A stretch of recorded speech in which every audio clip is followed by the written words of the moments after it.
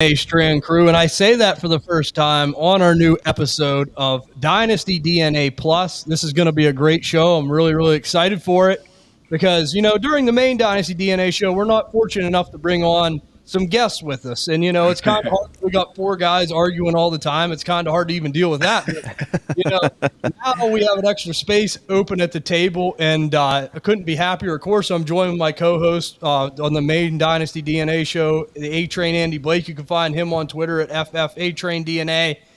And we are really lucky because we're joined by one of my favorite people. And I said to Andy when we started this show, I said, I know who we got to get right away, man. Oh, wow. Absolutely.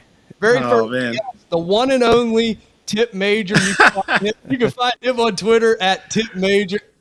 Tipp Major. I love that, man. You said you changed it because I'm like, now I can find you easier too. It's great. I love that. That's right. Yeah, we changed it up. I had a talk with my girlfriend and a couple of friends, and they were like, "Yeah, just change it to your name." And I was like, "Okay." So I love it, man. Simple but deadly. I love that. For sure. But we're going to hop in today, and we're going to talk all kinds of great topics. I mean, we're talking anything from just NFL-related, fantasy-related, some dynasty stuff. I mean, we got a lot of good stuff to talk about now that we're getting closer to the extreme part of the offseason. We still got some playoff teams in, but there are a lot of teams sitting at home, and what direction are they going to go, and, certain things like that. So we're going to hop in. But before we do, Tipp, introduce yourself to all of our fans and tell them what you got going on because I know you're a busy man. Oh, man. Yeah, I try to stay busy. I was just talking to you guys about, fantasy now is a year-long thing. It's no longer, as soon as week 18 is over with, we don't do any more fantasy. We do it all year long, especially with the Dynasty Leagues. But I'm Tipp Major. You can find me again on Twitter. I have been doing this not for a very long time. I've been playing fantasy football, however, since 2005. I got introduced to it. Believe it or not, my first pick was Carson Palmer because I didn't know what the hell I was doing. So I picked a quarterback because I was like, a quarterback, they get a lot of points. And I rode that all the way to like last place that year. But the second year I got Brady. And that was when he had his Hall of Fame 50 touchdown season, and I won the Super Bowl that year. So I got hooked ever since. And it's just been a lot of fun, man. I do a lot of spaces on Twitter.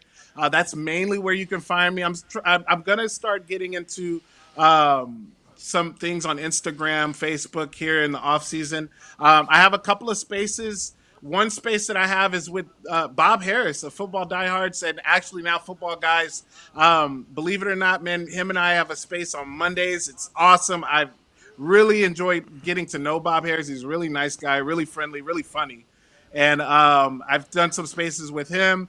We have the Ripper and Tip space that I was just on before this one with my guy Michael Rippy, I call him the Ripper. And then I also have another space, or actually not a space, but a podcast that I'm doing with the Sports Affiliation and Greg Kellogg, another Hall of Fame writer. And it's basically me and him, and we do interviews with other greats in the fantasy football industry. We just did one on Tuesday with Mike Clay of ESPN. Oh, wow. That was really fun. It was really cool to meet him and talk to him. And it was fun. So, yeah. That's awesome, man. I know I met Bob and Greg at the expo, and they are super nice people. Like, they are very nice. Very good people. And, Greg always says this, and same with you guys. If you meet a good person in this industry, in the fantasy industry, a person that is just, humble, we all could talk smack. That's a part of it. But humble, willing to help out. And you guys have been really helpful. You helped me out when I first started the spaces by coming on, and I really appreciated that because you guys could have been like, we don't know who this guy is, but you guys really, really helped me gain that confidence in myself, gain that confidence in speaking to people about fantasy football, and we had a blast both times that you guys came on, so I really appreciate that, and I appreciate you extending the olive branch out to me coming on. Yeah, absolutely, awesome, man. I mean, I tell you, when I was on, I had a blast, and I'll tell you, man, you know what you're talking about. I love talking football with you because you and I are on the same page a lot of times. Yeah. It's easier when it's like someone's got good taste. It's like it just unlike muscles, right? Yeah. He drives me nuts. Well, I and him got a vendetta against each other. I mean, Wow, that's I could funny. handle it a little bit more, but we got a variety of topics to talk today, man. We're going to hop in the very first one, Tip, and you know what it is. This is one of the biggest things going into the offseason, and it's a big question out there. I mean, what's going to happen with Justin Fields? How do you feel about the Chicago situation with Justin Fields? I'm going to ask both you guys this. How do you feel about that, and what do you think happens in your opinion? Go ahead, Andy. Well, it's kind of tough to tell right now. They did bring in Cliff Kingsbury today, who is actually a quarterbacks coach at USC. So if he gets the OC job here in Chicago, could they bring Caleb Williams in at number 1? I kind of think that's what they should do. And will they do it? I mean, if you can get what you can get for Bryce Young, like how they made that trade, it would be nice. But who's really going to pay that? I don't know. Kind of seen it shoot themselves in the foot. Some stats I got here on Justin Fields.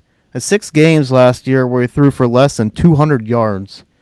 He had 38 fumbles in 40 games.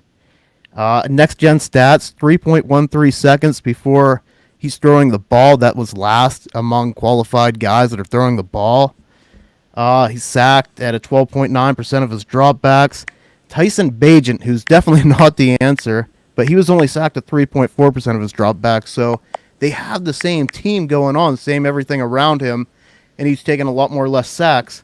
And Justin Fields is 11-29 in his career. So kind of some bad numbers on his part there. Now, I'm not blaming that all on Justin Fields because, I mean, hey, the defense has been bad. They've been through several coaches here. I mean, we have Luke Getsy fired now. He's going to be going on to his 3rd offensive coordinator, already 2nd head coach.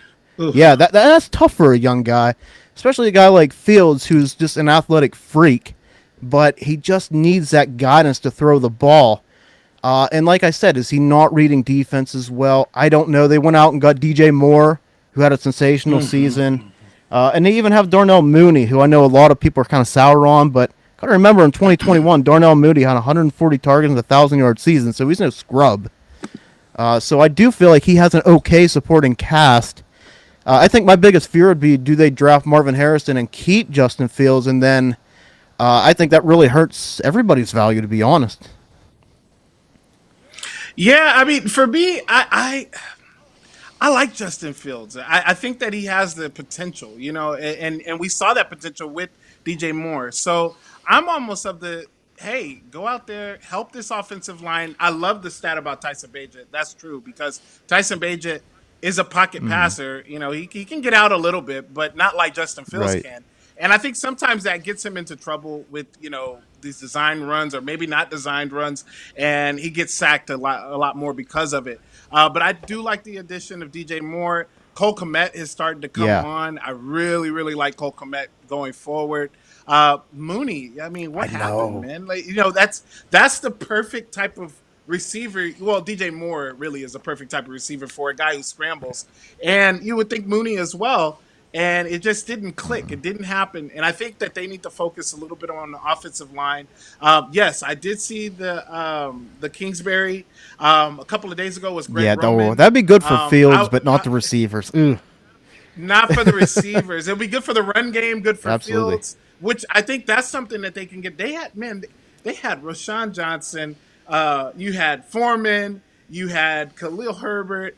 I mean, you've got a good stable of some decent running backs, some guys that you can – now, for fantasy, it's not going to be so good because you can filter these guys in and out. But for a running game, it's going to be something to look forward to. So I was – when I saw Greg Roman, I was like, oh, okay. But then I saw the Cliff Kingsbury one, so that definitely intrigued me as well. It seems like the Bears are like throwing wild cards at everyone. Like I kind of commend them on what they're doing because it's like, whenever they brought in Greg Roman's like, oh, maybe they're going to keep Justin Fields. And then, we'll bring in Cliff Kingsbury. And they're like, oh, there's the Caleb Williams connection. So I honestly think like what comes down to the trade. What can you get? I mean, if you can get close to what you got for Bryce Young, maybe. But I think, you could punish someone for more because if you say, hey, I got this for Bryce Young, what do you got to pay for Caleb Williams? Yeah. It's come down to what they get, I think. Yeah. Yeah. I think another thing too we got to think is like, and I do like Justin Fields. Like he seems like a cool dude, but I think what really Chicago's got to look at, they could have got CJ Stroud. Like they had the number 1 pick. That could have really been a game changer for them. So I mean, do you want to pass it up twice? Because if Caleb Williams comes out and tears it up and you passed on him, that's not good. Now, on the other part though, if Justin Fields goes like say Atlanta, somewhere like that, that could also be good for him. There's been rumors that Bill Belichick's going to go there. We'll see, but I'd like to see him with a young mind. One of these young coaches coming in here, and just try to really help this guy kind of work on some of his flaws, because I do think the athletic ability's there. He just needs to start, with the arm and stuff and become not even necessarily more of a pocket passer, but, like find him easy reads, find him easy throws, get a little confidence under him. Well, I mean, in the preseason, we saw that. We saw easy reads, screen passes, and they broke off. I can't remember who they played. I think it was Tennessee, but they broke off 2 large runs or passes when they played in the preseason. And I was like, okay, now this is what we're about to see. Because one of them was to Khalil Herbert, the other one was to DJ Moore. I was like, this is the type of thing we're going to see in this offense. We're going to see him get the ball to these playmakers with their speed and utilize their your yards after the catch.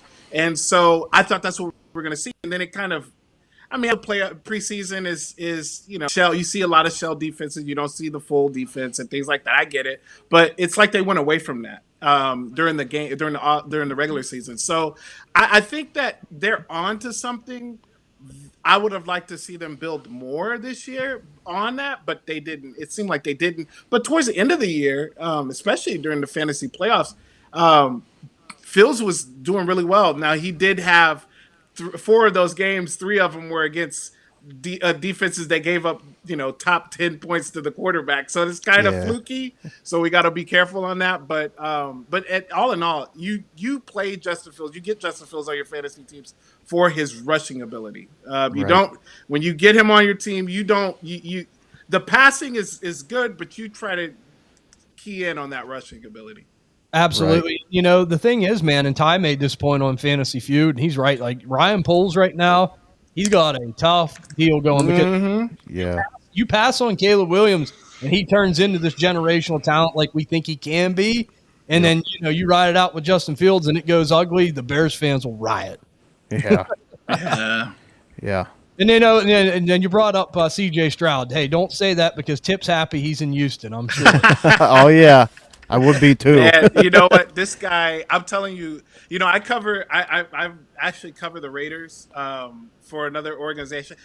So the Raiders are the team that I've always grown up loving. I've always, Bo Jackson, Tim Brown, when Jerry Rice is there. I love the Raiders. But I will tell you, this kid, CJ Stroud, has got a buzz going on here in Houston that it is something. And when football is good in Texas, then you got something really magical about to happen. It's just like in PA, Pittsburgh. Football's big there too. It's big in Florida, California. But when you got your professional team here, we got the other guy, the Cowboys, whatever. But when you got a team like the Texans that are coming in, man, it's very special. It's pretty cool. Yeah, absolutely. Now let me ask you this. We're just going to play off that question a little bit. If you had to make the choice, Tip, what would you do if you were Ryan Poles right now? I think you have to. I would keep Justin Fields, me personally. Work on this offensive line. He's a former offensive lineman. He should know what to do on that side of the thing. I would work on the offensive line, get this running game established to help Justin Fields out a little bit. I wouldn't necessarily go for Caleb Williams. I understand the talent. I get it. Yes, he's great. But Justin Fields is young. He's got a lot of talent as well.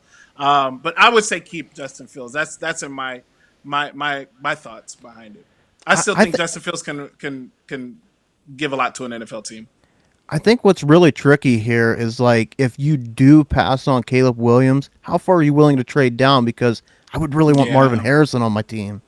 Yeah, now if you tell me you can get Marvin Harrison with DJ Moore and Justin Fields, And I like that, but I get scared. Like, if he can't get the ball out, like, are we going to lose value on all these guys? Like, Yeah. I mean, we've seen DJ Moore do it, but to support two, really good receivers, I mean, that's even hard. You're talking like Patrick Mahomes level, and I don't know if he'll ever be that. So I think for me personally, like, if I'm gonna dip my toes, if they stick with Fields, like, I don't really want to have DJ Moore, Marvin Harrison, Justin Fields. Like, I know they're all talented, but it's a big risk. I feel like I'm okay just kind of maybe having shares of one player, and kind of diversify in that area. Like, okay, maybe Marvin Harrison Jr. share here. A DJ Moore share here, but as far as talent, like, I love both them receivers. You don't want to tie yourself completely to that wagon. Yeah, I get that's that. right. I get that. But that was definitely a good question. But we brought him up in that CJ Stroud, and I mean, we can't talk enough about this guy on Dynasty Podcast. I mean, this guy's unbelievable right now. Now, Tipp, let me ask you this. I know that you're not always into Dynasty. You do a little bit of everything as far as fantasy goes. But from a Dynasty perspective, looking at CJ Stroud right now, I personally have him ranked number 3, even over Jalen Hurts. Yeah. How high do you have him ranked? If you had, I would say top 3 for sure. I mean, you still got Jalen Hurts. You still got Josh Allen. I mean, what he does year over year. I don't think we've seen obviously we've only seen the little bit that we've seen that this CJ Stroud kid can do and what this offense can do. This is going to be a special offense, especially with Tank Dell's coming back. That is going to allow things to open up. But I would say top 5 for sure. I would possibly put him in that top 3. I still like Justin Herbert. I feel like Justin Herbert. This is the thing about Justin Herbert, man. The dude is all world talented, right? But damn it, he never gets to play with a full healthy wide receiving core. It's like every year somebody gets banged up. Now we got Mike Williams. He's probably going to be gone. I mean, we just don't know. But I still like Justin Herbert. I don't know if I'm going to take Justin Herbert over CJ Stroud. No, but I still kind of like Justin Herbert a little bit. I'm really down on Trevor Lawrence. I think he had a really good opportunity in his hand this year and showed he really couldn't do anything with it. And I know a lot of people are down on Justin Herbert, but I just look at the talent. I think the talent is there. We just got to make sure everybody stays healthy. I'm right there with you on Justin Herbert, man. I honestly probably have Justin Herbert ranked as 4. I got CJ Stroud at 3 as well, and I probably have Herbert at 4, even ahead of Hurts. Like, Hurts has been good, but what really scares me is this tush-push stuff. Like, we know Jason Kelsey's retired, gone, and that was somebody he really followed for that, and it just it gets a little bit scary using these guys as like battering rams, man. I mean, we've seen his finger, how that wasn't broke. I don't know. I don't think fingers are supposed to look like that, but but yeah, that was pretty bad. As far as CJ Stroud, I would love to be in Houston right now. I'm like a little bit of a closet Houston fan. I love CJ Stroud so much. I love Tank Dell. I love Nico. Yeah. We've seen CJ come out here. He beat Andrew Luck's single game pass yards per game record, 470. I believe it was against the Buccaneers. He came out and tied for the most touchdowns for a rookie in a playoff game with 3, and he did it in the first half. So if the defense wouldn't have came out and just tore it up, I think he had one more touchdown in him. He didn't get it, but that's okay. He doesn't turn the ball over. We've seen that 186 pass attempts without an interception. Yeah, I mean, insane. Really, honestly, when he played the Colts week 2, that's when I seen something special. Like, and I know it's a little bit early, but the way he creates time, he moves around and keeps his eyes down the field. Yes, he makes sideline throws. I mean, it's unbelievable. And I think Anthony Richardson, who I really like too, got so much buzz with his 40 time and some of the athletic stuff he did. And CJ Stroud kind of got put in the back burner. But if you go back and watch the combine, he made some beautiful throws at the combine too. Yeah, calm, cool customer, man. That's why I said, when I seen him at the combine, I'm like, I'm sold. He was my Dynasty QB1 coming out of that draft, no doubt. But I have him ranked 3, and I mean, Tipp said he's top 5 in them. Where do you have him? I got him at 3 as well. Do you? Yeah. And I honestly, man, like, if you wanted to tier him up at like Patrick Mahomes, Josh Allen, or like tier down, whichever way you want to say it, it wouldn't take much. He's closer to them guys for me than he is, going backwards. So. Yeah. And, we talk about like tying ourselves to some of these offenses from a dynasty perspective. Like we try to get in on this next offense because, you want to try to get there before other people do. Houston, the book's kind of out now a little bit, but I love this offense from a fantasy perspective going forward into next year, many years. Do you guys both agree with that? Yeah. Yeah, I mean, I definitely agree that the offense is. We've only seen the tipping point of it. We haven't seen the full thing. The full because it's a rookie quarterback. You don't want to throw everything at a rookie. Right. Automatic. They've probably thrown a lot more than they thought they were going to throw at him.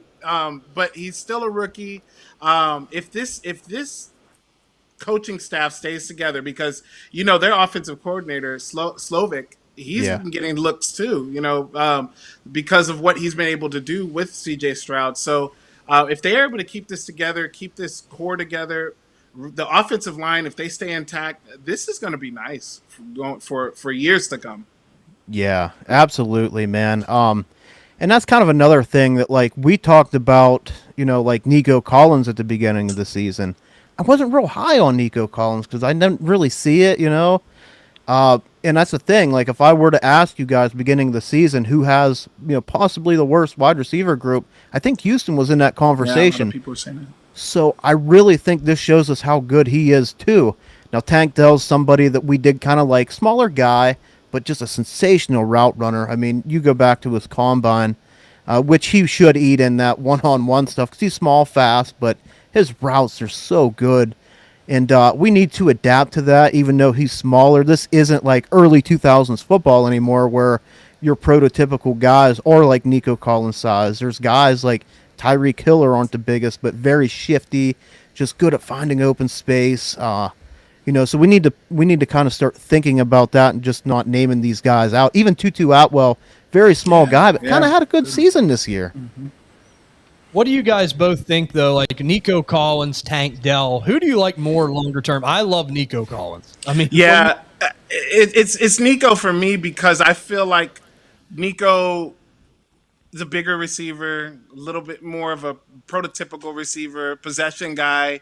Tank Dell's that home run guy. He's at home. Yeah. He you said, Tyreek Hill. He's not built like Tyreek Hill because Tyreek Hill's like a little tank. Yeah, he's like Now, girthy, but- man. Right. Yeah. So he's low to the ground, but I think he was a running back in college, if I'm not mistaken. So he just adapted that wide. He always had good hands, and so adapted that wide receiver skill. And so with me, I'm going Nico Collins too, just because he's more that prototypical. He can get you, 10 catches, get you those possessions. More than Tank Dell, he'll lead the team and routes, the air yards. But I'm looking for it, especially in a PPR league. I'm looking for more opportunities. So I think that Nico's the guy to stay there, and he's young. And he's a good player. Yeah. Yeah, I would go Nico as well here, too. Now, I do think they fit each other very well. Mm-hmm. Like just how you said, Nico's kind of like this guy. He can go underneath, runs good routes, home run threat guy. But Nico, man, like you said, he does have the prototypical X-receiver size. I mean, he's averaged 17.4 points per game here, and he's a good athlete. I have him right now around wide receiver 15. Now, that might not be a little bit consensus, but the thing is, we got to remember, this is only the first year we've seen it. Not saying I don't like him. It's the first year we've seen it. And whenever Tank Dell was there, they do kind of cut into each other some games. So, I mean, Nico's really stepped up when called upon here, but I just don't want to get out over my skis. I think right around, wide receiver 15 for me. I mean, you could maybe bump him up a spot or two. We'll see. But I really hope we see it again next year. So let me ask you this. I mean, from a dynasty perspective, these rookies coming in, Rome Odunze or Nico Collins? I haven't really broke down Rome yet. I'd probably go Nico just because, like I said, I haven't broke down Rome yet. But we'll see. I mean, I'm definitely taking Neighbors and Marvin Harrison over them. So I was going to say them two are kind of my, Yeah, they're up there for me. Yeah. No, I definitely agree with you guys on that one. But it's Nico again. Odunze, he's nice though. He's gonna be really nice. But it's also gonna be, who does he go to? It's things like that. that you got to look into as well. But me, I've already seen what we've seen from Nico. I think all they can do from here is either he can plateau or he can build upon it. And I think they're going to build upon it. Yeah. Dynasty Dog Mike says Rome. I know he He loves said Rome. Rome. Yeah, he loves Rome. Loves Okay. Rome. He's Yeah, a yeah. good egg, but I know the players he likes. But hey, he's watched the tape, so he's really in on them. So we got to do our film sessions here soon too. But it'll be interesting. But Nico Collins, man, from a dynasty aspect, he's one of these players that are just really getting hyped up right now for good reason, man. He's performing. So we're going to hop over to the next question here. I'm going to ask you guys, and it's another guy that just had a huge playoff game going up the ranks in the dynasty world. And it's amazing how, after a huge performance, how it just electrifies everybody. There for a while he went a little quiet. People are like, oh, maybe he isn't so good, but had electrifying performance. How do you guys feel about Puka Nacua going into next year and going forward? Go ahead, Andy. I'm already glowing. I've been touting that he's top 12. Actually for quite some time. The guy is amazing. I mean, reception record. He's got 105 receptions on the year, 1,486 yards. That's a record. Finishes as wide receiver 4 in 17 games.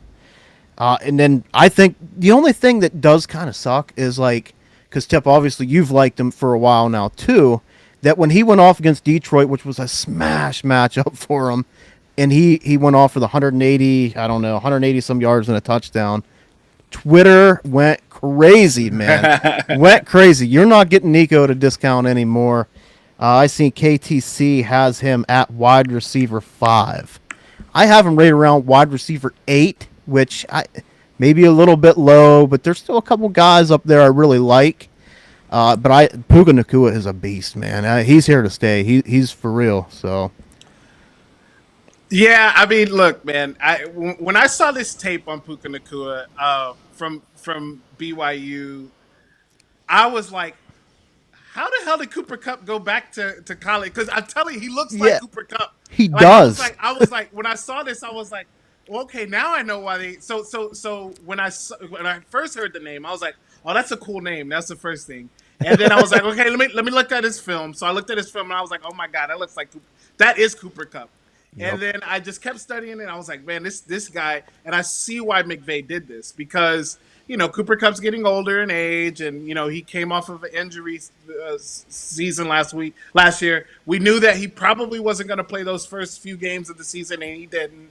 So Puka was able to get right in there and go to work. And also, not only that, he's got Matthew Stafford and he's got Cooper Kupp in his ear telling him, hey, these are the way we run the routes here. These are the same type of comps that you probably ran in BYU. And that's why he looks so similar. And the other thing about Nacua is the kid is tough, man. There were several games where I was like, oh, my God, get up. And he gets up and he does his thing. And then I'm like, wow, okay, this kid is tough, man.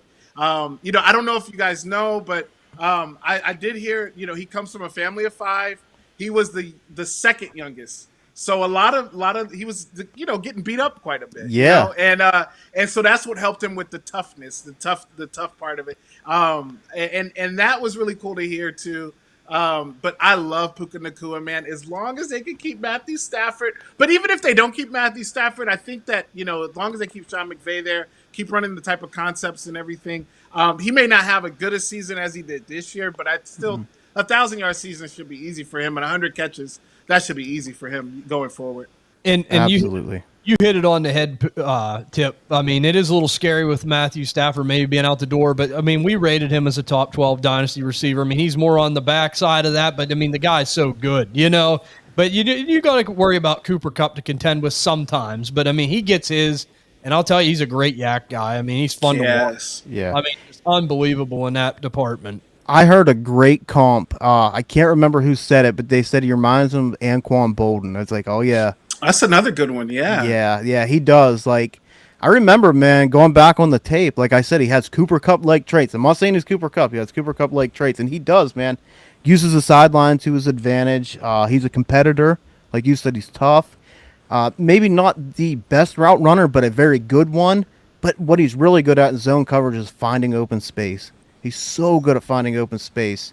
And I kind of like going back to if Matt Stafford's out, I kind of trust Sean McVay, man. Like we've seen him, have a lot of success. He's one of these young coaches with a great mind, and he's really hit. Like they usually trade their picks, and they actually kind of kept some. I mean, we've seen Kyron break out. He's a 5th-round pick. Puka's a 5th-round pick. Just they're kind of keep building off that. I think they know what they want, and they're gonna go out and get it, and they can get these guys in later rounds. Like maybe they should trade the beginning of their picks and just keep cleaning up in the back end of drafts. I mean, it's obviously working for them. I think honestly, man, like this is my philosophy, especially from a dynasty perspective. When Sean McVay, Kyle Shanahan, even Shane Steichen now for that matter, these guys, these offensive wizard, Matt LaFleur, we see it with Dontavian Wicks. When they pick these guys late, man, and I'm sitting there in the 4th, 5th round of my dynasty drafts and these guys are available, I'm picking them. Yeah. Like you said, they know what they want. Yeah, Right. They do. Right. And it's kind of like low risk and high reward, right? Like, okay, you got Dontavian Wicks like in the 5th round of your rookie drafts, the 4th round of your rookie drafts. Like, okay, if it don't work out, I mean, a lot of the other guys didn't work out, so you must well grab them guys up. And kind of going back to the Stafford thing, a guy that I think I would really like in LA would be Michael Penix. I think that would be a great fit. I think they could really work on some of his weaknesses, like outside of the pocket, but maybe give him them easier throws. And Penix can throw the ball down the field too. Yeah, so. He can. That would be intriguing. That would be nice. Yeah. Yeah, I think I would really, really like that fit. I just feel bad for the kid going through so many injuries that he did. That's rough. But I mean, hey, if he goes with a Sean McVay, that would help maybe, resurrect him a little bit, even with the injuries. I mean, go somewhere where you can get a little bit of help, a great coach to learn from. You're behind Matt Stafford. That would be a nice situation. Yeah, just sit behind Matt Stafford for like a year or two, just like Jordan Love did with Aaron Rodgers. Let him kind of learn. Just let him get healthy, let him get right, and just learn a couple things, man. I think that would be great. Yep. Sitting under the learning tree, it never hurts. Never hurts. Little wily veterans, but we're going to go over to the next player we want to talk about here. And I know if Dynasty Dog Mike's still listening, he's going to be irritated, but it's Jalen Hurts. I mean, I'll tell you what, man, this offense, this team just crumbled down the stretch. I mean, I don't know what the hell happened. They looked so good. They were 10-1. They were just cruising kind of right along. I mean, Hurts was kind of off all year, let's be honest. But I know Shane Steichen left. I mean, that had to hurt as much as people don't want to admit. I think that was an issue, even on the defensive side of the ball with Jonathan Gannon gone. But we'll start with you on this one, Tipp. I mean, how do you feel about Jalen Hurts going into next year? Are you concerned this continues, or do you think he bounces back? I think he has a bit of a bounce back. I want to say maybe the second half, for sure, second half of the season, Hurts was hurt. No pun intended. And it wasn't necessarily his finger. I think it was a knee injury, something that happened, or some leg or lower extremity injury that he really, I don't think ever came back from. He was still running pretty well. They still did the push thing. I thought that they did that too much. Run the ball. I mean, if he's a little banged up, I know he's a tough guy. I know he can squat 8,000 pounds. I get it. But I mean, come on, man. At some point, you're going to really damage those legs. And, you've got A.J. Brown over there, one of the best receivers when it comes to getting yak yards. Utilize him a little bit more. And you can see A.J. Brown was getting frustrated. You can see the running backs were getting frustrated. And I think in turn, they kind of gave up on Nick Sirianni.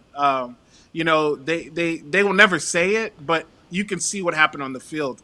And this last game, Jalen Hurts was just getting pummeled by the blitz. And it doesn't look good for Nick Sirianni. The Eagles fans, look, I know a lot of Eagles fans, and I'm friends with a lot of Eagles fans. Me too. Look, they are like, look, if you can't cut it, if you don't get a Super Bowl, then we don't want you, And I love it. And I love that. That's the way that they are. They're not like some of these other franchises that are going to give them, a ton of chances. Nick Sirianni seems to me like he lost that team. Then he does something weird, like he kind of does that Belichick move where he just changes defensive coordinator in the middle of the season, and the defense was bad. The defense was the issue, but it was more because of personnel, new coaching. So you have to learn the concepts, learn things like that. Gannon was a hell of a defensive coordinator. That's why he got a job, and he did a really good job with Arizona. And a lot of people were upset that Gannon were gone. A lot of Philly fans. So I think Nick Sirianni just kind of maybe his head got a little too big for him. I got to the Super Bowl. I got this great young team. We got a great young GM, and they made some really good plays in the draft. But it was just it's like they lost their humility, I would say, in some points. And you see the meme with Nick Sirianni going like this and doing all the crazy stuff. And, and it's like, come on, man. Like, you're a coach, bro. Like, you could do that when you win the chip, but while you're in the game or whatnot, you can't be having stuff like that. You got to kind of keep it even killed. Hey, I get it. These coaches get amped up. Look at Dan Campbell. He gets amped up, but when he's in front of the camera or on the camera, he gets a little bit more even killed. Yeah. But it's cool to see. But I think that Nick Sirianni, I know they had a talk with him. Maybe it was today or yesterday. I haven't heard anything about him being fired. Maybe they're like, look, we're gonna give you one more shot. Kind of like what they did with the Cowboys did with McCarthy. We're gonna give you another shot, but don't F it up. I don't know if you can cuss on here or not, but don't F it up because you got a really good opportunity in front of you, and you effed it up last year or this past season. So don't F it up. So yeah, that's kind of my thoughts on Nick Sirianni. What was that thing he did in Kansas City? Like he came out of the tunnel and he's like, "I don't hear you anymore" or something. Yeah, like, he just. I mean, like, come on, man. Like there's just certain things you do that in the locker room. Mm-hmm. You don't do that out. No, there's just certain things that I don't know. He's like, he thinks he's like a player or something. Like I mean, and I don't think he's ever played professional. I know professional football. Dan Campbell played professional football. I don't think Sirianni's ever played professional football. He probably played football, obviously, but not professionally. I mean, he doesn't strike me as a guy who's played professional. So you got to be able to even that out. Let your players do that type of stuff, man. And you got some dogs over there too. Yeah, I think they'll be okay though. Yeah, I think they'll get back on track. You got a year with everybody. I think it'll be okay. I do too. They dealt with a lot of injuries. I mean, I know in the Tampa Bay game, not to give them an excuse, but like AJ Brown was out. Like that is big to your team. Dallas Goedert was hurt for a while. The defense has been banged up, but I don't really like how you said how they just kind of demoted. I believe his name like Sean Desai. Sean Desai, yeah. Yeah, they just kind of demoted him and brought in Matt Patricia to call plays. Matt Patricia is nothing special. I know he had success in New England, but we see this all the time, man. Where like these coaches come out of New England and they're just no good. Right. So it just seems to happen. It's Bill. I don't really like that. I do think them losing Shane Steichen definitely hurts. We'll see what happens. Is Brian Johnson the answer? Maybe. We'll see. I mean, it's his first year. He had big shoes to fill. I mean, Steichen, he was with Justin Herbert, really helped him his rookie year. Really helped Jalen Hurts. We've seen him succeed last year. So, yeah, I still do think Jalen Hurts, he's going to have enough ability here to kind of have a bounce back, especially with these weapons. I mean, we did see A.J. Brown kind of like, it seemed like throwing a bit of a fit. So hopefully they get all that straightened out. I mean, I'm sure just losing like that to Tampa Bay, I don't think anybody really expected Tampa Bay to win that game. Tampa Bay's defense is not the greatest in my opinion. I didn't. I thought Tampa Bay was going to – I didn't think they were going to get blown out, but I definitely thought the Eagles were going to figure it out. Me too. And it just seemed like no answer. When I saw A.J. Brown was out, I was like, oh, that hurts. That hurts big time. But I still think they'll figure it out. But, yeah, they didn't. Right now, he's ranked as quarterback 5 for me, and KTC, which is Keep Trade Cut, they have him at, quarterback 5. So I think he's a pretty solid hold. I don't want to sell low, but I mean, if I could tier up to like a CJ Stroud, like how much do I have to give? If I could tier down to an Anthony Richardson, how much am I getting? I mean, I would definitely explore them options, but as far as like seeing him fall off the map, I don't think that'll happen. I think he'll hold right around here at quarterback 5, even in his production. So, would you trade for Caleb Williams? Not straight up. I'd want plus. I'd want Yeah. plus. Okay. Now, one thing that does make me a little nervous though is this offensive line is getting older. I mean, Yeah. we saw Kelsey now; he's retired. Yep. Lane Johnson there. I mean, he's older, so they've got some figuring out to do on the offense in the trenches. They're skill players, and maybe running back too. But they're skill players, but it seems to me like they don't like to run the ball anyway. So I don't know if they want No. to invest too much in that. But definitely on the offensive line, they need to start thinking about that for sure. Do you think Swift will be out the door? I don't know. I mean, Swift is a weird player, man. Like, I think Swift's really talented, but like they don't want to run the ball. He's always banged up. Yeah. Like he's always banged up, but I love the talent. Right. Well, we saw earlier in the season, I think it was week 2 against Minnesota, where he had like 180 yards, 170 yards rushing. He has that capability, but it's like and Minnesota's run defense was one of the best ones in the league. So I think after that, they didn't give up any 100-yard rushers for the rest of the season. So it's almost like he's a very good complementary running back, like what Detroit does. They've got Jahmyr Gibbs, who is what was supposed to be DeAndre Swift. He does, although Jahmyr Gibbs is, in my opinion, way better than DeAndre Swift. Yeah. And then you got David Montgomery. So it's like if they can find one of those bigger guys, those short yardage type running backs, run behind a good offensive line. Should they keep that offensive line intact and maybe add a couple of other key pieces to it? I think they need to get back to running that ball and protect Jalen Hurts a little bit more, and not just say, all right, Jalen, go out there and do it for us all, because I think that'll derail his career. Yeah. Jalen Hurts. Yeah, Absolutely. it's definitely a distressing situation in Philly land. And like you said, Tipp, you're right. They don't tolerate that for very long. So Nah, they don't. No. They're funny. They're going to have to figure it out sooner or later. But Yeah. I'm going to go to another disappointing team. I mean, a team that just lit up the scoreboard all season long. I mean, it was like a video game. Then they went into Kansas City and got hit by the big freeze. And it's the Miami Dolphins, and more specifically Tua. And I mean, this guy is such a polarizing player. And I mean, not even just in Dynasty, but it seems like in all fantasy football circles, because he can come out and get you like 40 points a game, and then he'll lay an egg and get you like 5 or 6, and it's just terrible. And how do you guys feel about Tua going into 2024? I mean, what's his outlook looking like? Well, I mean, here's the thing.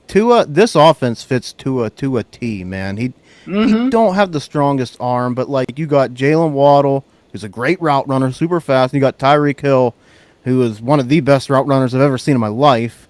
That they just find ways how to use this kind of like motion type offense where these guys break wide open all the time. And Tua is a very accurate guy. He finishes as quarterback 9. Did struggle at the end of the season. I have a lot of Tua shares, and unfortunately in the playoffs and some of them I did lose. We look back here, week 14 against Tennessee, quarterback 23, and we did see Tyreek Hill be out that game. He got hurt at the beginning of the game. I think it was right in the second quarter. Week 15, the Jets, he was quarterback 23. We go to week 16, Dallas, quarterback 22. Week 17, Baltimore, quarterback 16. Week 18 against Buffalo, quarterback 24. Some cold weather games. Tyreek Hill banged up a little bit. So we got to start thinking, too, life without Tyreek Hill, because we know Tyreek Hill is done. It'll be 2 more years here at the end of his contract. He said he's going to retire. So we got to kind of keep that in the back of our minds. And then in the Kansas City game, he went 199, a touchdown, and a pick. And honestly, the play that he scored to Tyreek Hill wasn't a very good throw. Tyreek made a great adjustment and somehow, got in the end zone. So I think we got to really kind of start thinking about that. But where's his value? KTC has him as quarterback 14. For me, at that's too low. I think I would hold him at that. Let him come out and play good at the beginning of the season and put up some of these big games like he has done the past couple seasons in his value. And then if you want to move off of him, then I think that would be, if you wanted to move off, that's fine. But you got to think, too, going back, I looked at some weather games. We've kind of talked about this before. Weather under 45 degrees, he's 0-4. So he's an Alabama guy, goes to Miami. And we got to think about, too, he's a UFA in 2025. So they did not lock him up yet.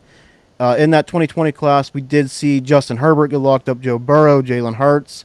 Tua's kind of been the odd man out here. And we got to go back, too, and think that he had that horrible hip injury as well. So is that in the back of your mind? Because this is the only time in his NFL career that he's played all 17 games. So to me, Tua seems a bit like a sell, but at KTC value, I cannot sell there. I will hold and just ride the production and try to get something good later on. And if I can't, I'll just ride the production. Yeah, I mean, I agree. I agree with everything you said about Tua. It's like he just can't. Like when everything's going great, it's going great. Yeah. But whenever he, throws that interception, it's like it lingers with him, and it's almost like it really takes a toll on him during the game, and it's something like you have to have that you have to be able to turn that off, whenever you have a bad play or turnover. And it seems like the team really, they cut for him. They rally around him. You didn't hear anything in the media when he was having those bad games about, oh, well, Tua's this, Tua's that, or, Tyreek Hill loves him. I mean, he vouched for him even before they stepped on the NFL field together, and he vouched for him and said that this is my quarterback, and he vouched for him even a little bit more than he did for Patrick Mahomes, It seemed like. So it was crazy to see that, but you know what? I think that they really got to, the Dolphins really got to figure out what they want to do with Tua, because like you said, he did not get the long-term deal. Tyreek Hill's, in the next couple of years. But I will say this, Devon Achane, man, that kid right there. Hell yeah. If they can somehow keep this guy on the field health-wise and even put him on the field with Mostert, put him in the slot, do something, because the kid is electric catching the ball. If they can figure something out, give Tua that intermediate guy, because he's got two long distance, just down the field guys. If they can give him that intermediate guy, I think that'll really help Tua out with the turnovers, because it's almost like he's always forcing it.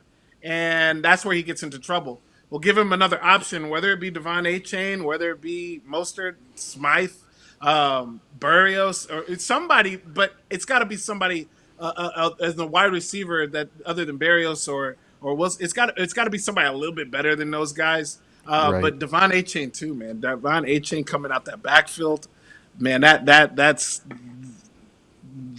beautiful right there, and I think that will help Tua. But as far as a long-term deal, I think you brought up a great point about his hip, and the concussion history. Yeah. They're just probably like any minute something can happen. Something can, you never want to see it, knock on wood. Right. You want to see these guys play forever, but they're just probably a little bit nervous about it. And Tua can't really combat that because of that, of those injury histories. So he's probably just has to ride it out and hope for the best for them contract wise. Right. He's one of my biggest sells, man. He just scares me so much. And I mean, we've seen regression. And I mean, like, I'm not saying I'm going to panic sell and undersell, but like, could I go out 1-for-1 and just shop around? Could I get Brock Purdy for Tua? I would take Brock Purdy. KTC wise, we can't anymore, man. That's what's hard. It's hard. The community really reacted on this loss. They did, but there are a lot of people. There are a lot of people that still love this offense and love Tua. So I'm not saying like it's gonna happen, but I think you could explore it. Could I get Brock Purdy? Could I get Jordan Love? I mean, I would at least kick the can around and see, because if I could trade 1-for-1, I would do it. If you can't, then you hold on and hope for a bounce back, and maybe then you could sell them for a little bit more. Then that's when it's going to get scary. Yeah. So, what about a Justin Fields? I think I'd rather hold Tua. That's tough. I think I would rather go Tua. I just because like, well, I guess maybe not, because I was thinking like the security, but I mean, if you only got a year, they could be looking right around the same. And if Tua does hit the market, what if he, like, I don't think it would happen. What if he goes to New England or somewhere where it's cold? Like, that'd be horrible. Yeah. Pittsburgh, man. I mean, it's really cold here. Yeah, it sucks. So, yeah, I don't know, man. thing is with Tua, though, like I said, if you hold, he's not going to lose value as long as he doesn't get hurt, like in the offseason, right? So, like, he Right. comes out and plays, one of these teams, and it seems like he is so hot at the beginning of the season, and people see that production, and their eyes just see, like, oh, yeah, I want the production, and they'll just pay, man, and I think that's whenever you capitalize. I've always said Dynasty's almost like a stock market, right? Like, right now is, I think, the worst time to get out from underneath Tua. So, Yeah. Unless you get a right trade, because like I said, there are followers out there. We know that. And I would make that tip. Who would you rather have? Would you rather have Justin Fields or Tua? It is close. It is close. It's a close one. I mean, it's like Justin Fields for the rushing, but Tua because he's still got Tyreek Hill, he's got the weapons. I still think I would hold on to Tua just barely by a string. I would just hold on to Tua just a little bit, just because we've seen what this offense is capable of, and it's just a matter of them being consistent with it. And if they do give Tua another weapon, because they need to start looking at that. If they do give Tua another weapon, that'll be something nice too. Yeah, absolutely. For sure. Well, we're going to hop into this here, and this is going to be a little bit fun. We're going to be talking a couple things here to wrap up the show. That's just a little interesting, a little bit of a preference thing. I'll start with you first. And who is a player that you are trying to acquire right now as of today? I think you're going to appreciate this one. It's Zamir White. Yes. I am all on Zamir White. Like, okay, I know he has the torn ACL. I think he has 2 torn ACLs. I don't care. The guy's still 24 years old. I really hope they bring Antonio Pierce back. Yes, I think that would be even good for him. I think Josh Jacobs will move on. I mean, they did give him. Did they franchise tag him or sign him to a 1-year deal? It was like $10 million, but I wasn't sure which one. Yeah, it was a franchise. It was a 1-year deal for him this past offseason. So yeah. So that's so it's like. Yeah, so it's like, will they franchise him again? But you look at Josh Jacobs' numbers this year; they were career low numbers, man. 3.45 yards per carry, only 6 touchdowns in 12 games. He hit 100 yards twice. I mean, hell, Zamir White hit 100 yards twice in the last 4 when Jacobs was out. So You're telling me you can get production out of this guy, at that cost. And Zamir White had a 4.67 yards per carry. So he's a player, like, when I scouted Zamir, he doesn't have the best hands, but I think he could still be the early down grinder back for these guys. And, I know Amir Abdullah and stuff, but Amir Abdullah he can catch the football, and they can still draft somebody, bring somebody in. I think a Chase Edmonds would complement him well if he were to hit the market. But this is a guy, man. I mean, he is right now running back 31, and if he has a chance to start, he's a top 24 guy very easily. Yeah. And we know Antonio Pierce wants to play defense, and the Raiders' defense really stepped up. And I think if they play off their defense and run the ball, because they're kind of in a weird position, right? Like, they're not really high enough to get Jaden Daniels, any of these big guys. They could draft Penix later. I doubt Penix is a first-round pick anymore. McCarthy hit the market here. He's not very great. Do they stick with Aiden O'Connell and run the ball? I kind of feel like that's what they'll do. So I think right now is the time. Could you give up a late second if you're a contender? You might even get him for a third. Like, if you're setting on the clock going to draft somebody and somebody has to have this player, just say, hey, give me Zamir White. That's what I would do. Yeah, I love Zamir White. Yes.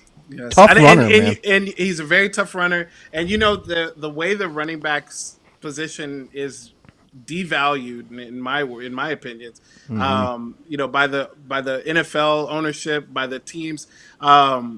It's sad, man, because you can see it, and that's why we see, talking fantasy, more zero RB situations coming into the fold now. I did that in several of my leagues this year and did pretty well by doing that, because I was able to pick up a guy like Zamir White, pick up a guy like Ezekiel Elliott at the end of the season, and hey, I was still getting the production, or maybe lack of production, I was from this guy who may have gotten injured, and was able to bring him in and plug that player in who was doing well, especially in a PPR when they're catching the ball too. So, it's Zamir White is a good one. Thank you. Yeah, I just, like I said, like somebody like Zamir. I mean, we even seen this in Pittsburgh, man. Like we used the first round pick on Najee Harris in the draft, and Jalen Warren's come out here, and I mean, you watched the Buffalo game. Jalen Warren looked way better. Yeah. And Najee is not like everybody has their own style, right? Like Najee is more of a Derrick Henry. You got to feed him 25 times to get his production. Jalen Warren's the 11 touch guy. He'll still get you, maybe 70 yards and a touchdown and catch 3 or 4 passes. Yeah, definitely. Yep. He just the Jalen Warren. He's got to hold on to that ball, man. I've seen him. I know. Times, and I know that Mike Tomlin doesn't go for that. So that's the only thing about Jalen Warren. But yeah, you're right. He's that bowling ball guy, and you have to feed Najee Harris the ball. And that's why you see him do a lot better when it gets colder, because they figure out, all right, let's just keep giving this ball this guy the ball until these defenses can't take it anymore. And that's Absolutely. I know Tipp would appreciate the Raider Nation shout out there for man. Yes. Yes. But we're going to ask you the same question, Tipp. If there's one player right now that you had to have and acquire before next season, who's it? Oh, for me, it's Romeo Doubs. I like Romeo Doubs a lot, man. It's funny because I've been on him all season. I've been watching him.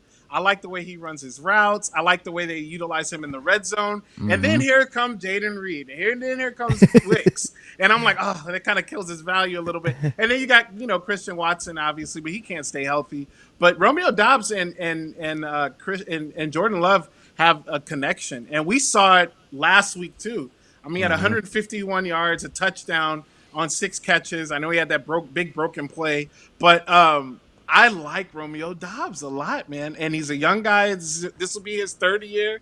So I did put out a tweet about some 3rd-year receivers to look out for. He was on there along with Khalil Shakir, and there was another guy. Drake London. Because, look, Drake London has all the talent in the world, man. He is a monster. He just had an incompetent coach. So that was the issue. And if you get a coach that can get him the ball, we've seen what he can do. Yep. But anyway, I'll go back to Romeo Doubs. It's the guy that I think that he is about to skyrocket during these playoffs, and during the offseason, he's going to be one of those people I feel like people are going to start talking a lot more about. I appreciate that. Dan knows I'm a big Jordan Love guy. I've been all offseason long. Come through for me, and I'll tell you, that offense in general, I've been saying it. I want to get pieces in it, so I like that Tipp. But one player I'm looking to acquire coming into the offseason here, and I know you'll like this, and it's Tajay Spears, Tennessee Titans, man. When he's in an offense, I know Mike Vrabel's gone, but with Will Levis, I mean, it's still a little bit shaky there. You know that they want to run that football.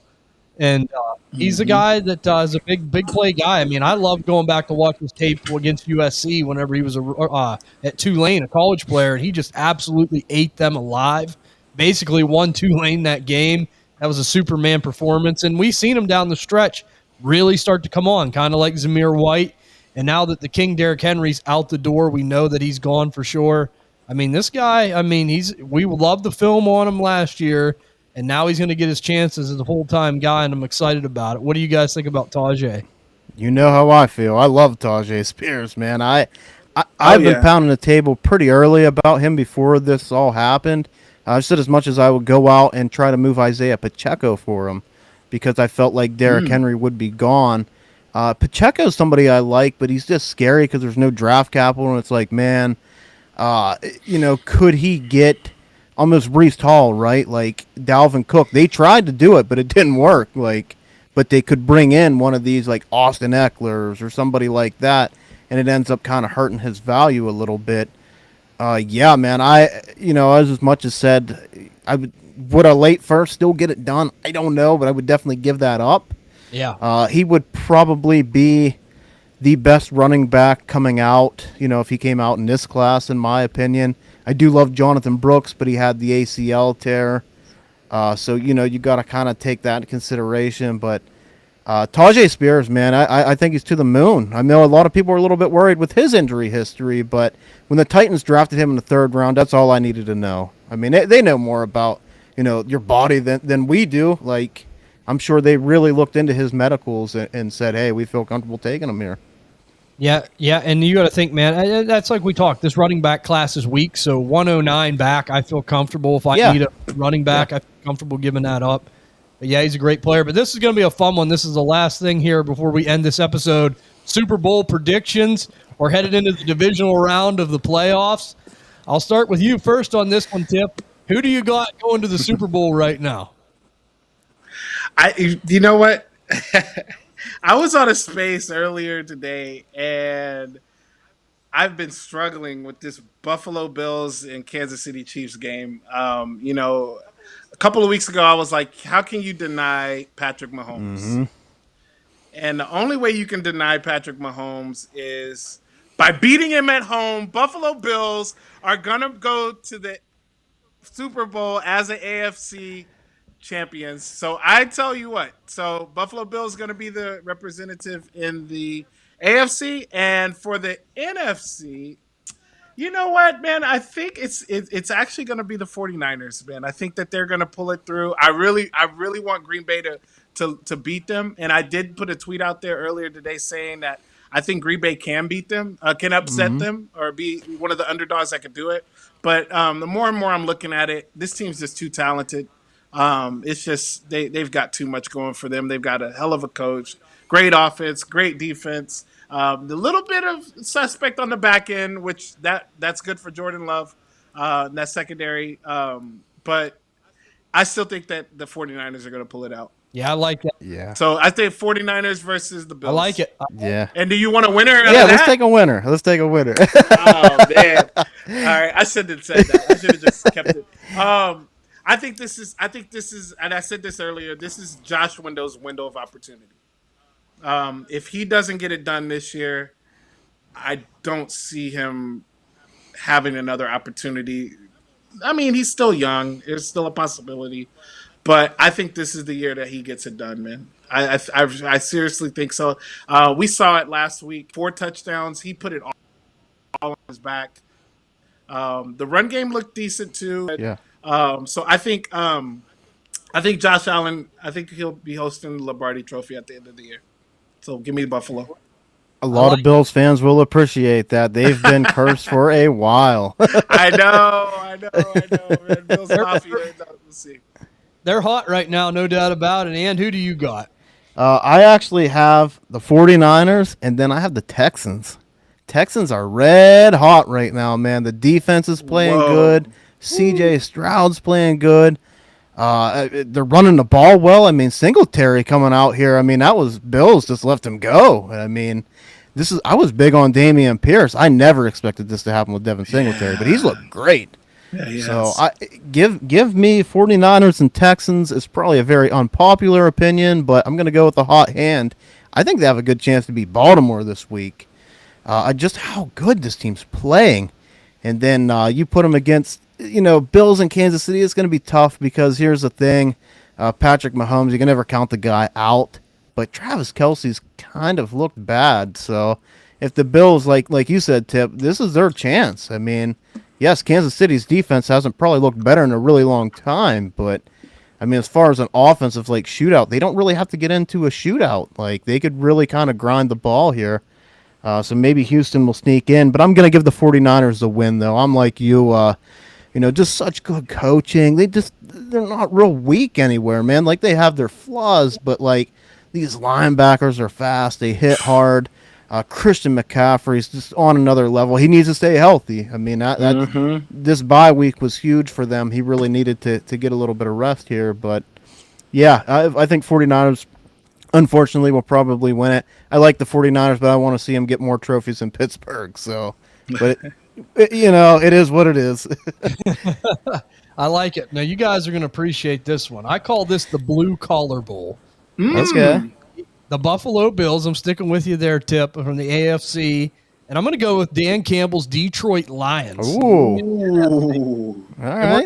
We're going to have a Great Lake Super Bowl, Rust Belt Super Bowl. Could you imagine the entertainment value of Dan Campbell on Media Day at the Super Bowl? That would be great. Oh, that would be fun. That would be fun. I would like to see the Lions win it, man. We have some people that listen to the podcast. They're very nice dudes. They're all Lions fans. We play in a league with them, and just kind of seeing where they came from, and they're starting to kind of get things together here. It would be nice. And there's a lot of Jared Goff haters out there, man. I mean, that whole trade. Why? Oh man, it just seems like there's a lot of haters out there, but I think Jared Goff's a very solid quarterback. He is. oh he man, is. yeah. And my favorite player to watch is Amon-Ra St. Brown, man. That dude is so fun to watch, man. As far as tiers of like dynasty players, I think he's in conversation as top 3. I mean, he is so fun to watch, man. he is. He's so Yes. consistent too. You can rely on him every week. Every Yep. week. But I think I'm with Tipp. I think Buffalo gets it. I just, for some reason, feel it's their time right now. Yeah. I honestly think that they're the hot team, kind of like how Houston is. Detroit's playing pretty well too. I mean, but in Green Bay. But Yeah. honestly, I'm with you. I mean, and if I'm the Ravens, I wouldn't like sitting around on that bye. I mean, I Yeah. like that. You know, Yeah. that definitely gets Absolutely. a little rust factor going. But first of all, we appreciate you coming on, Tipp. This was a great Oh episode. man, absolutely. Like I said, for the first one ever, we had to have you on. Oh, thank Oh you. yeah.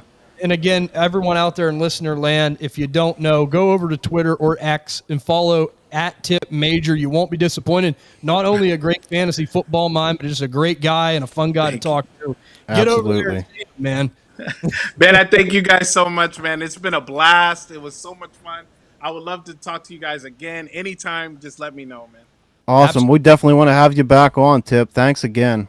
Absolutely. We'll definitely have you on. Next week, we're going to be having on Ryan Miner from the Fantasy Football I know Face Ryan. Off. Yeah, so he's going to be joining us. So, I mean, had to have Tipp. Then we got Ryan coming up. I mean, it's just like a good batting order. We got our That's right.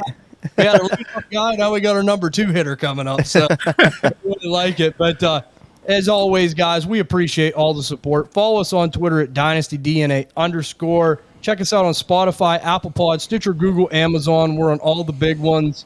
The support's been amazing. I mean, if you have time, drop a 5-star and follow the show if you enjoy the content and tell a friend. That means more than you know. And you guys do it all the time. And like I said, we greatly, greatly appreciate that.